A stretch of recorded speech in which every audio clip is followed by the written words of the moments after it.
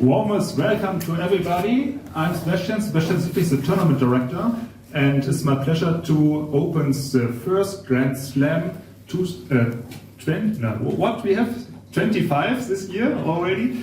So it's my pleasure to welcome you everybody, and we have today the press conference is open for everybody. We have also a live stream there. We get also some requests from there. So first of all, I want to for the stage Jan-Henrik Buettner, the founder of Freestyle Chess. Take a seat. And then to the next, the world best chess players is Magnus Carlsen. And our new CEO is Thomas Harsch. He is for all the commercial terms and for marketing and fundraising. He's a new founder. Okay, so we will start. I think the beginning make Jan-Henrik, because he knows everything at his best. I know everything. I know, especially I know that I don't know anything. So I know more than the people that don't even know that they don't know anything. So welcome. I'm very happy. I'm very proud. I'm extremely proud, I must say, of all of this. And I would like to start with thanking our production team. Most of you have been here yesterday as well. You saw there are still a lot of boxes, everything flying around.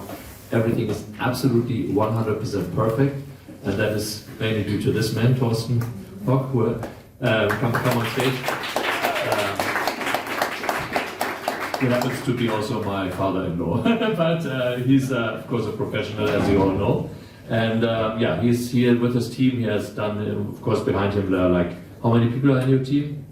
We're working with 100 people. 100 people. 100 people are doing this all together.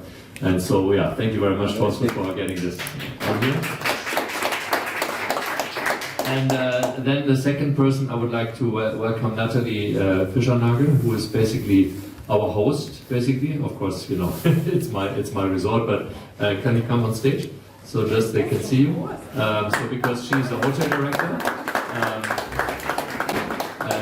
Natalie is making everything possible, which has not things to not do with chess. So basically, that's her job. Thank you very much, Natalie. That's for sure. For welcoming everybody and making. She's taking care of all of the details. If whatever thing, you can always ask her. Yes. Alpacas, elephants, everything. So whatever it is, I'm here. Perfect. Thank you, Natalie. So yeah, and. Then, we would like to basically start with just a little explanation of what we are doing. At the end of this, we're going to show our season trailer, where everything that we are saying right now is basically summarized again, so you can write it down again. But the point is that we have spent the last year, we have met here all together. Of course, last year you see some changes. We have been much more professional this year than last year. I think it was on a great professional level already, but we added the whole streamer community. So we are welcoming not only new people here and friends, but also we are welcoming all the top streamers of the world. You will realize, I don't know if you know, but basically we have managed it that everybody and everyone who is anything in the chess world is here now, you know, starting from the top players to the top streamers. To the players, we have had a regulation which basically came to the fact that we are 7 out of the 10 players are the same like last year. So we only have 3 new players. And last year we had 8 players, so we expanded the tournament to 10 players. Because it started basically, it's a players tournament. People who have been at the technical meeting yesterday, you see we have a lot of interaction, the players, we did voting. It's a tournament by the players for the players, and we are just helping them to get it perfectly organized so they can just focus on the chess and on their competition. And we are building all the surroundings. So for us, it doesn't matter if the rules are this or that way, as long as the majority of the players are in there. So the players, for example, last time said it was kind of boring that they played the round robin just for placement. So we made it really exciting because we have the 10 greatest chess players of our time right now here. And two of these we will not see anymore playing on Sunday, right? So it's very interesting to see. I mean, I can't even think who are the two players who will be 9th and 10th after tomorrow's second day of the round robin. So that's going to be exciting. And we're going to make it even more exciting as of the next event. Because as you can see in our rules and regulations that we have already published online, they will be valid, the new ones, as of February 15 after this tournament. We're going to have 12 players. And so in Paris, we're going to have 12 players, and we're going to have the tournaments continuing also, so we're going to have 12 players. So with that, basically, I think the rest is already said. I'm going to hand over again to Sebastian to see what else do you want people to know, and then you can start asking the questions, because we have told enough. I think it's about you wanting to ask questions. Yeah, thank you very much, Jan-Henrik. For sure, now is open for the audience. For all the chess questions, you can just ask me for the technical part. And but maybe you have some other questions for Magnus, and so for the player part, and also for Thomas and from Jan-Henrik. So who wants to make the beginning? Okay, thank you very much. It was a very nice meeting. No question? Okay, there's André Schulz from ChessBase. Before the start, there was a small discussion with this World Chess Federation feed. Maybe you can just explain how the situation now is. Yeah, so you can all sit down and relax, and I'm going to talk for 2 hours now. Today, we are talking about our tournament, freestyle chess, all the great stuff. I think about FIDE and the whole stuff, enough has been said over the last days. You can watch it, rewatch it online, and you can also ask questions in different, but that's not the venue today. We would like to concentrate on the future, on our perfect tournament, and that has nothing to do with the FIDE. Thank you. Now we can definitely speak about the players. We have Magnus here as the world best player, but we have for sure also the world champion here, and we have the best players, Ricardo, number 2 of the world, and Fabiano Caruana. And we have also a new system with qualification tournaments, so this is open for everybody. There will be also something new, and very soon we will announce. There will be also possibility for every player of the whole world to join the party here and to be part of this. So if you have any questions for the tournament, and maybe to Magnus directly, just about the tournament here, would be great. Okay, Andre again. Maybe one question to Magnus. Is there any possibility to make a preparation on this chess 960, different positions, any chance for preparation?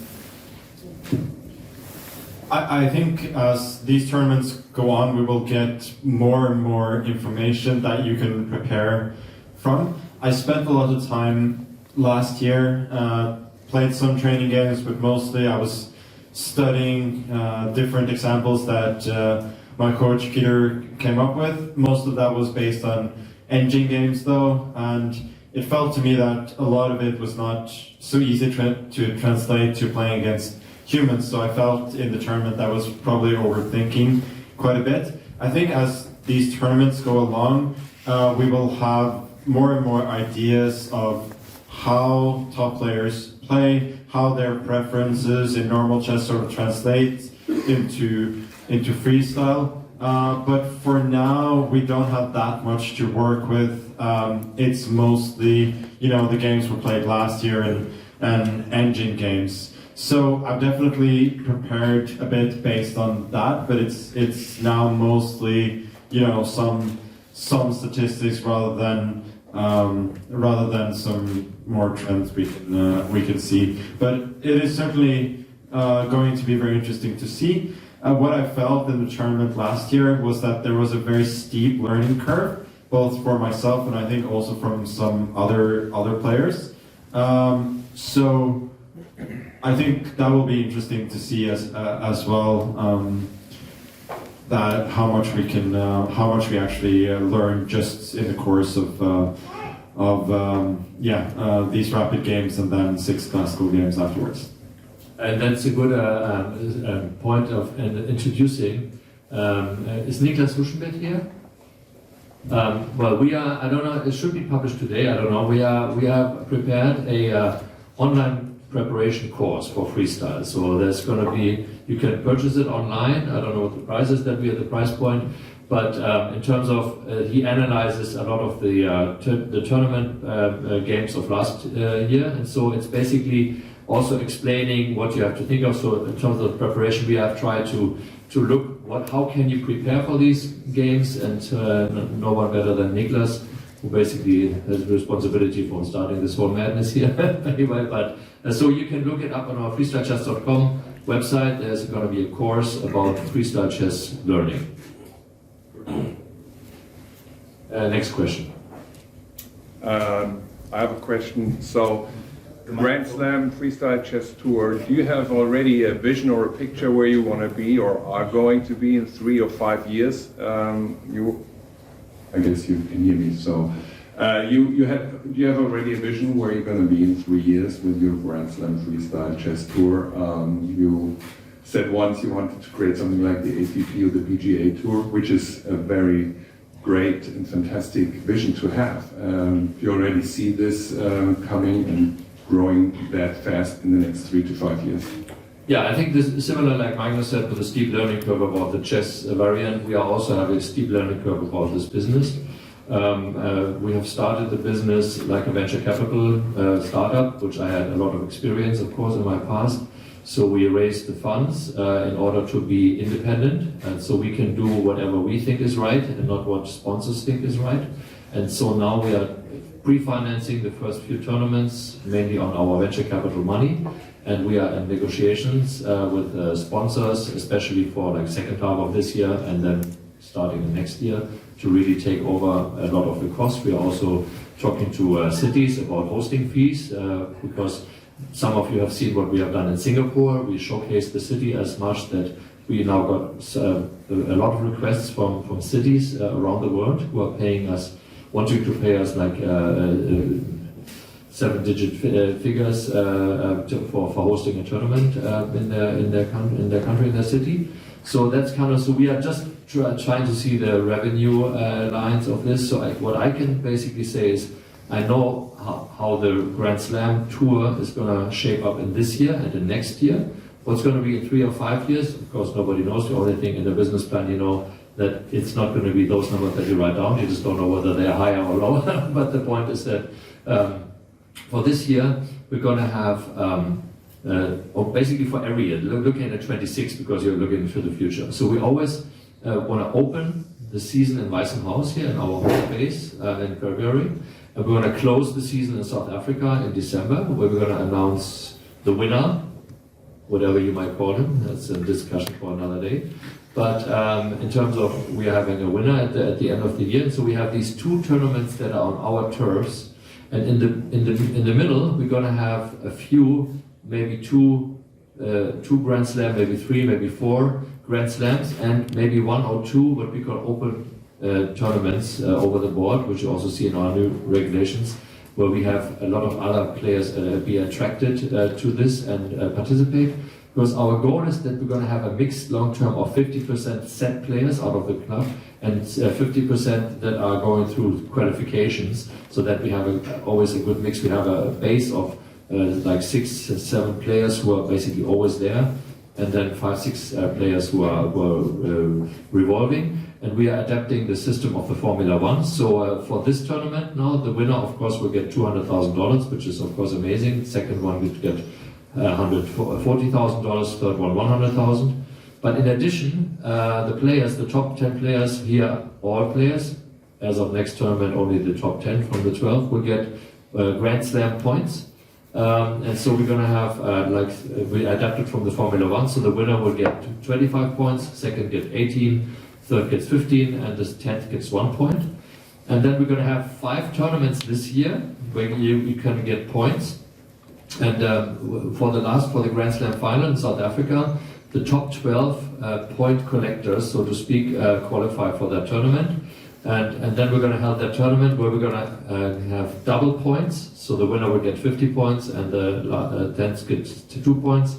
and the player with the most points over the season is going to be the winner and the champion and whatever. So that's kind of our immediate goal, to some kind of, on one hand, that's the players' side, the venue side, where we're going to go. We're going to go, of course, to cities who are giving us the most money, so we don't know exactly where the locations are going to be.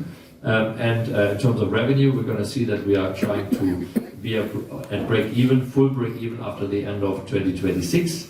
And in terms of operations, it's already has been communicated that I would basically, of course, continue to be strong involved and be there. But I'm gonna within this year, I'm gonna move over to the chairman position, which I still already have. But in terms of, in addition, I just had the CEO position, so the operating position I will hand over to this gentleman, and this is why he maybe can talk a little bit more about what's happening in the future.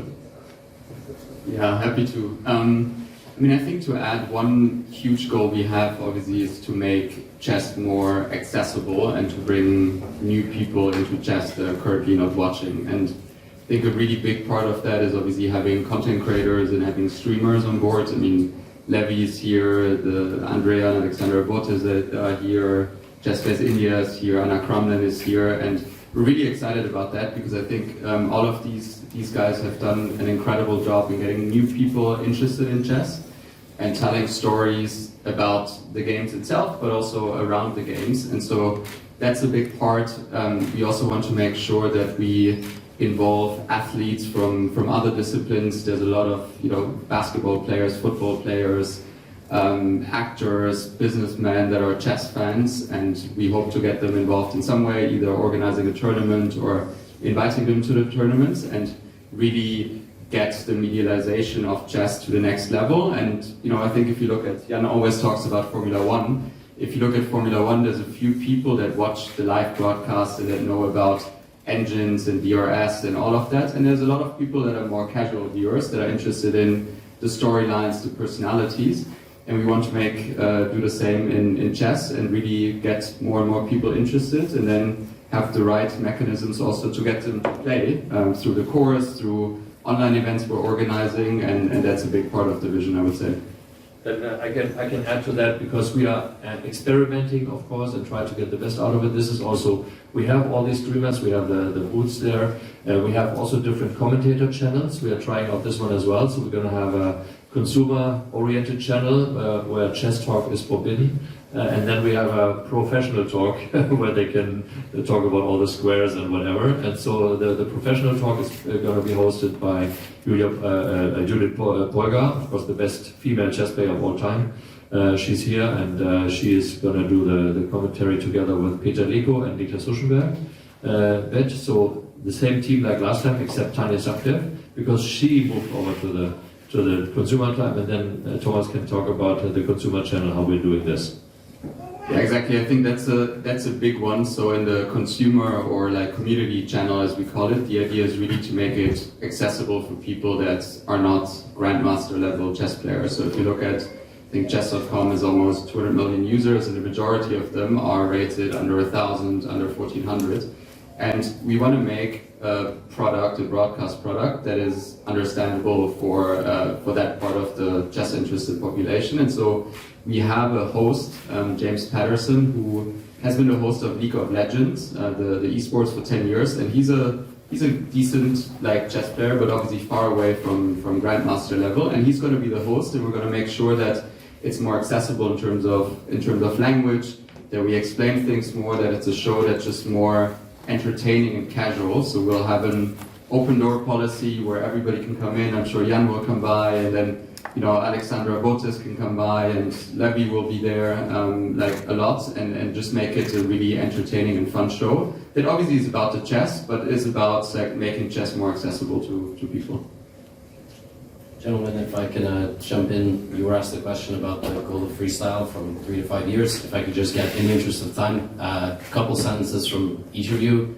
What is the short-term goal for this event? Do you have any KPIs you can share, or just personal goals that you have for this particular tournament? Because it's much bigger than the one last year, and it's also the first of 5. I mean, I would say for me, the biggest goal, obviously, making sure that we have a tournament that shows some great chess and makes the players happy. That's number one, and that's the base for everything. And then from more a business perspective, I would say getting as many eyeballs as possible on this, right? So that we know that chess can be incredibly exciting, and we want to make sure that as many people as possible see this, right? And that means our own channels, right? So like our Twitch channel, our YouTube channels, and we have a great social media team, we have a great broadcast team, but then also partner channels, right? So like chess.com is showing us stuff, Take is showing us stuff. We have a bunch of content creators here that are all creating incredible content for their audiences. And so we just want to make sure that as many people as possible see this and learn about freestyle and get excited about what we're doing. But to me, more specific to your question, Levi, so we have, because we have such a professional team like with Thorsten and everybody, we have collected all of the data of the last tournament, and our internal goal is to double that, whatever that is. We're not going to reveal all the numbers, but our internal goal is to set the milestone that we're going to double the views and everything, because you're of course right, we are a venture capital funded company and we have raised now almost $20 million up to this point, and the investors who are putting in the money, they don't want to have a 5% return, they want to have a 50x on their investment. So in terms of we're going to have to make sure that we're going to have a steep reach curve, and that's what, so our internal goal is basically doubling whatever we had last time, and then from there going on. Magnus, what's the goal? I want to win the tournament. I mean, honestly, I want to win every tournament that I play, but for me this is a little bit deeper, because this is the chess that I really want to play. I love the classical format, and I think this is the best way to play it, and I'm really just fundamentally grateful to be here, to be able to play this format. So I'm very happy that we're making it happen.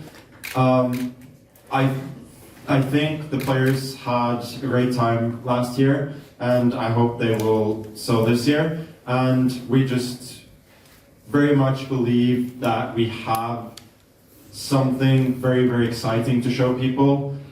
So we just want to get it out there. So those are my goals, and of course everything feels a little bit better when you play well. Thank you. Talking about this year's tours, you mentioned $20 million. Who are the investors? Where does money come from? It's basically venture capital funds and interested parties. We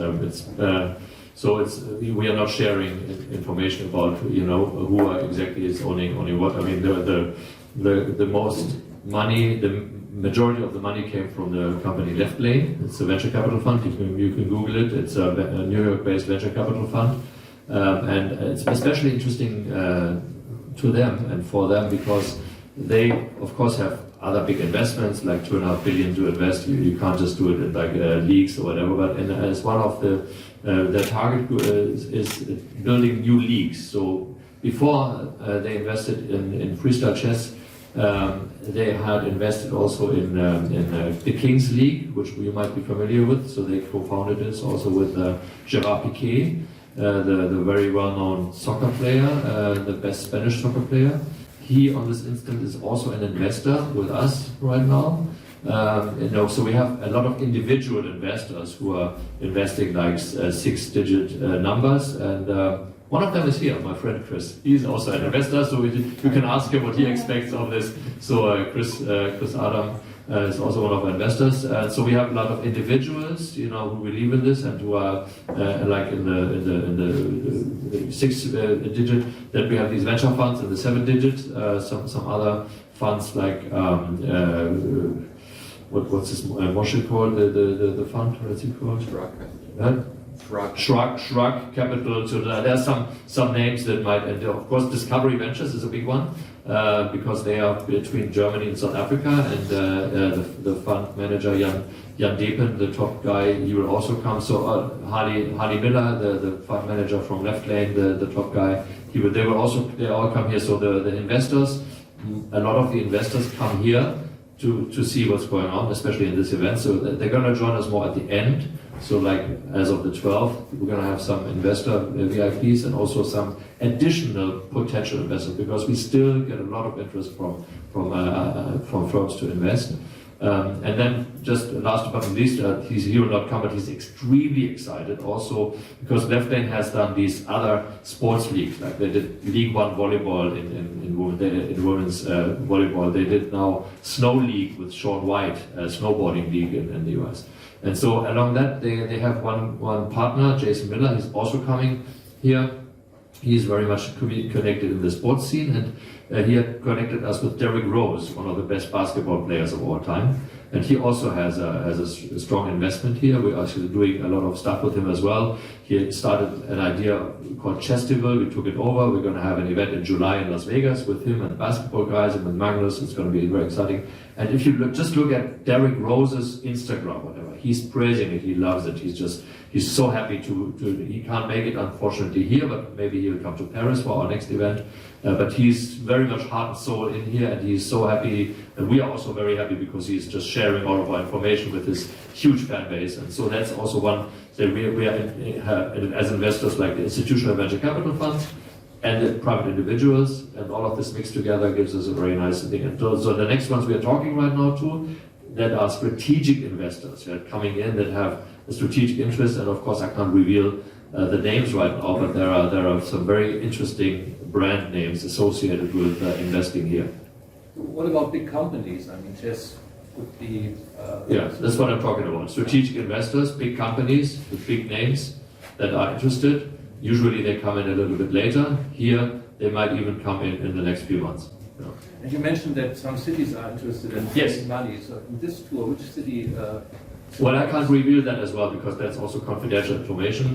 But I can tell you that we have been approached out of the Asian market by 3 cities, the US market by 1 city, and I think the European market by 1 city. So this is basically where they basically say, okay, what can we do? And we now have a full presentation, like Thomas has a full presentation of talking to the cities and trying to get that. We even have a talk with 1 city. They want to have like a 5-year deal with an 8-figure number, and so it's gonna be big.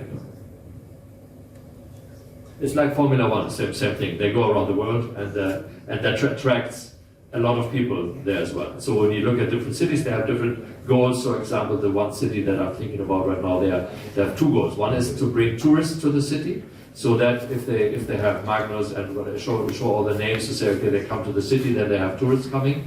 Then we have to find a different format, maybe because I said we always have like Magnus here in South Africa, it's going to be more like the family oriented. And then we're going to have these big events where we have a lot of spectators, something. We have always crazy ideas. We even think maybe we do something like not chess boxing, because we don't want to have Magnus boxing, but maybe chess and boxing, something like that. Maybe we do something like combination, where we basically attract like a lot of people who want to see the boxing thing. Maybe we get some celebrities, whatever. So we're trying to make the best mix out of it. We have this hand in hand with the celebrities. We are thinking about continuing the GOAT challenge in terms of that we're gonna, when we have celebrities, really high known celebrities or executives to do how many moves do we last against Magnus Carlsen, as a GOAT challenge in terms of that. So keeping a score, so somebody can say, okay, I want to go to this event, see how am I doing. All these kinds of ideas. In addition, we are right now thinking about creating a Freestyle Chess Academy for like non-profit, but also to expand into other countries where chess has not been so big. Like, for example, we see that freestyle chess is a perfect opportunity for example, the African continent to skip all the learning and all the learning we have, but just jumping to the forefront. So we might see even new grandmasters because we're also going to develop an own ELO system for freestyle chess. So there's going to be a ranking, so people who have no classical ELO system, they can move up in that ranking. So all of this together, then in addition we are thinking about to have Weissenhaus, the White House Forum, to have a forum where we do some talks about chess and sports and so on. So we have all these ideas that are basically from ourselves, but also brought to us by external partners. And that's and one big part is basically which city are we going to go to, and then we're going to do everything to showcase the city as best as possible, because not only that they want to have the spectators, but in addition they also want to have something where they can have a future for their kids, because a big problem of these cities is, education-wise, how to get the the kids away from their smartphone, to just do whatever, TikTok and so on. But they can do it, but they do it too much. And chess, they see it's a great opportunity for them to bring them out of that. So that's one additional thing where the cities are interested in working with us. Did I forget anything? Okay. So how would this tournament look like, for example, in New York? Would we big venue then? Okay, so specific New York is he's planning it.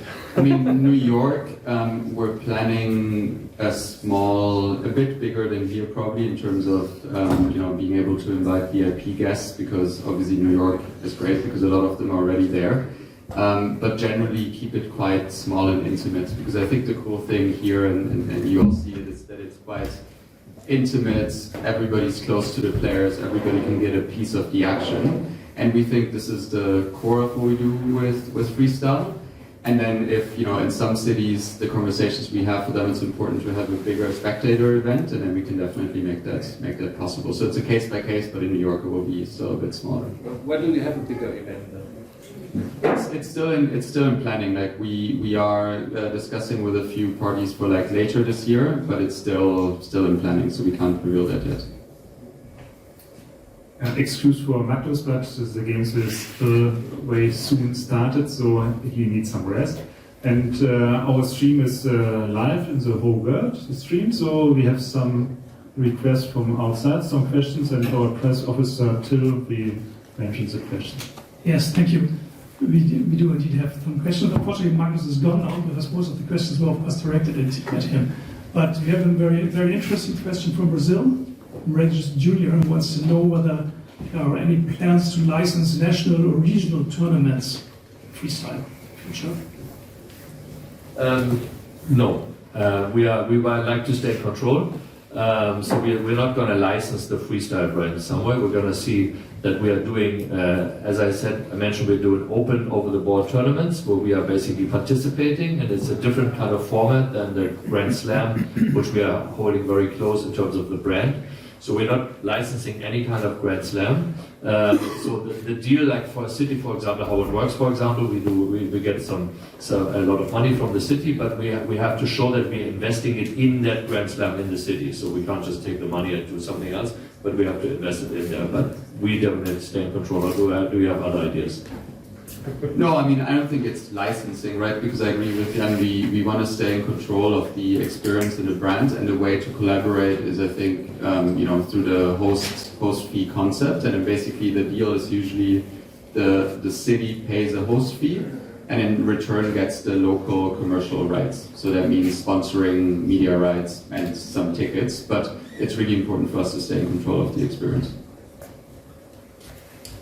We have one more question which was directed at Jan, at Magnus, but maybe Jan, you or Thomas, you want to answer it.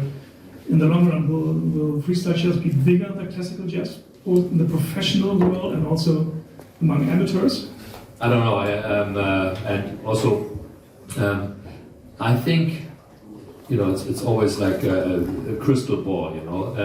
We are not measuring ourselves against classical chess, so that to talk that. There has been a lot of talk also from FIDE's side, like in the last about that we want a down talk. We are not doing that. We like classical chess. Magnus still plays a lot of classical chess, also Blitz and Rabbit. But it's basically what we want to do. We want to create interest from other people than the chess community, so to speak, about that. So maybe to say that, like, there's the interest from the outside, from the non-chess community in classical chess is zero, right? So we want to be more than zero. That's one thing. So we want to, of course, be better than classical chess in the non-chess market. Now, within the chess market, the interest in classical chess is like 100, and in us is maybe 1 or whatever. So yeah. So in terms of maybe we want to have like a significant market share of the interest of the chess community. Where it is, I don't know. Is it 10%, 20%, 50%? Definitely, we are not measuring us in terms of trying to overtake any organization or anyone's within the classical world, because we are not thinking in these terms. We are basically thinking, like, again, I try to explain the difference always with like Formula One. If you go to a Formula One race, there are like thousands, hundreds of thousands of people are there. I would guess most of them are not active race drivers, right? So, and when you go to classical chess tournaments, you know, most of the people are actually active chess players. So we want to change this around, that we want to attract people here that maybe they don't even know the rules, because people in Formula One, they don't know how to drive a race car. Of course, they don't drive one, they don't know how to drive one, they have no idea, and they don't care. Maybe they even don't know the names of the drivers, because they just think it's a cool thing, and this guy in the red dress from Ferrari looks cool or whatever, you know. So this is kind of, our goal is more a show aspect. Of course, on the highest level, I mean, we're talking about, we have here on site, this is a privilege. This is why I said in the beginning, I'm so incredibly proud. We have the best chess players of the world here. So it's going to be an extreme top sports. But we, Thomas and I, are concentrating on the show aspect, trying to make it accessible, trying to make it exciting, interesting, still by not compromising the sports aspect of it. If you want to gain a non-chess audience, wouldn't it be more important to have mainstream media than chess streamers? Oh yes, absolutely. But that's also, you know, a step up. You know, if you want to attract mainstream media, if you to talk to them, they say, okay, you know, their views and their ideas is of course fixed in the existing world. So they only know, when you talk about chess, they only think of what they see right now. So you first have to show with streamers and so on to what you're doing. Then one thing is, the streamer market will always just going to be bigger. You know, sometimes in some cases maybe overtake the traditional media, so to speak. But in addition, you will get interest from the traditional media to also be broadcasted. Yeah. Do we have to deal with that? Yeah. Okay. So we have a specific first deal that we can announce now. So. Yeah, I mean, we'll have, for example, this time the Zone will be showing all the games as well on their streaming service, which is a big one because they will be showing it globally. And in general, I think a lot of the chess content creators and the chess streamers, right? So if you look at what Levi is doing, or the Buettner sisters are doing, or Anna are doing, they actually manage to get new people in that aren't, you know, purely interested in chess, but they're also, obviously they have an interest and maybe they play, but they do a really good job, and so obviously that's the first step for us.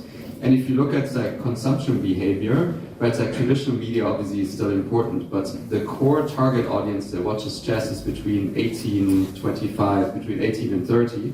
And a lot of these like young people, they watch stuff, they watch shorts on TikTok or on Instagram Reels, or they watch Twitch because they want to interact, they want to ask questions, they want to be involved. And that's like a very unique feature of these like digital platforms, and so we really want to lean into that. And I think if you look at chess, it's actually gotten really big during the pandemic when a lot of these new formats came along, and it hasn't been on traditional television. And so we really want to focus on that and make sure like we have a broadcast team that comes from esports, from gaming, which is huge on Twitch. And we really want to bring a lot into that and make sure that the community feels involved in what we're doing. And can interact with the product. And we already opened the market completely, because in the last weeks, we had the Financial Times, the Economist, and Wall Street Journal, and also other media. They never made anything about chess, and so it's completely opened about the tour with Freestyle Chess. They opened the chess market completely, and we have also already a lot of requests from other media, from television teams, and so the Zone is just the first beginning.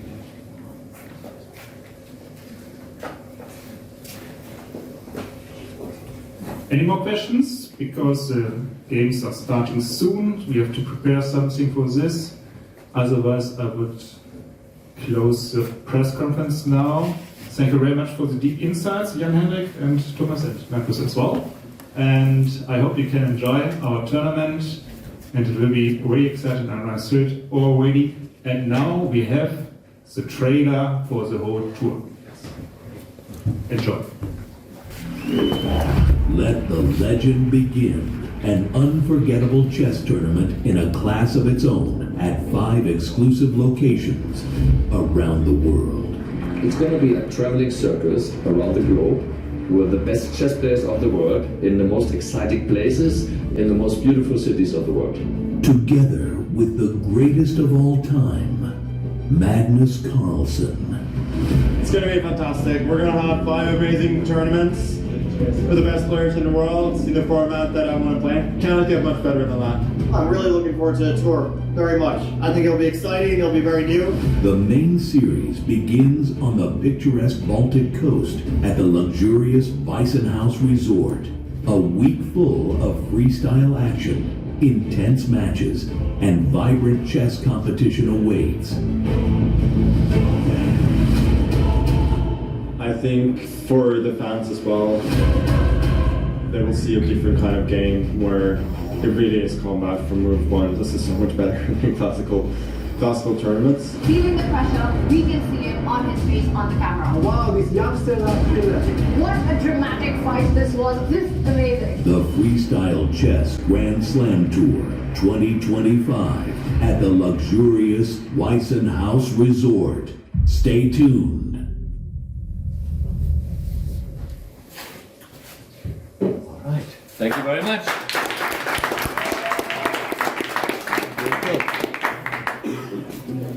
So, the games we